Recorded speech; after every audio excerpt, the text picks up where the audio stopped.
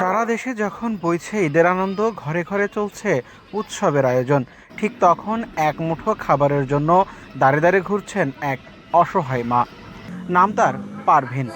কোলে দুধের শিশু নিয়ে ভোর থেকে মানুষের দরজায় কড়া নাড়লেও সকাল গড়িয়ে দুপুর হতে চলল, কিন্তু জোটেনি সামান্য সেমাই বা এক লোকমা অন্ন।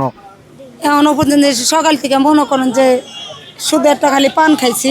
সকাল থেকে এই বাচ্চাটি এখনো বাসি মুখে আছে। এই দুধের বাচ্চাটা হইতে আমার এখনো কোনো খাবার মুখে জোড়া নেই।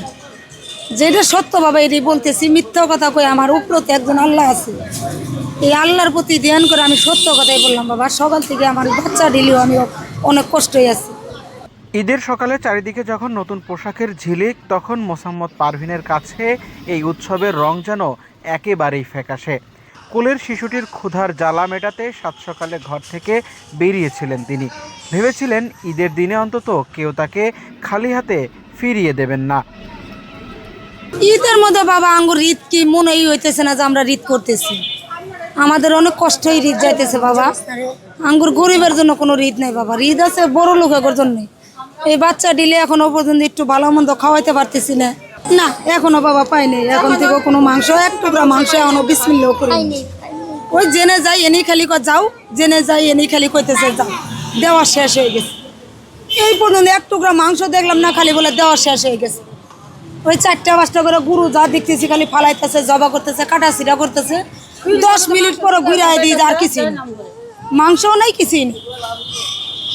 শুধু পারভিন নয়, এরকম আরও অনেকেই দাঁড়ে দাঁড়ে ঘুরে পাচ্ছেন না কোনো সাহায্য বা খাবার। ঈদ আমাদের গরিবের আবার ঈদ আছে, রাস্তাঘাটে থাকি মাসের কাছে খাই চাই দেয় না। বাল বাচ্চাগুলো নিয়ে এই যে রাস্তায় রাস্তায় ঘুরতাছি। এরা আমার বোন, এরা আমার যাও। ওটা হচ্ছে আমার অসুখে একটা ভাই, তার চিকিৎসা করাতে পারি না, তার এক টুকরা গোস্ত খাওয়াবার পাই না। আশা করে কত আশা করে আসছি যে না এক টুকরা মাংস আমাকে দিব, আমরা খাবো বাল বাচ্চা লিয়ে।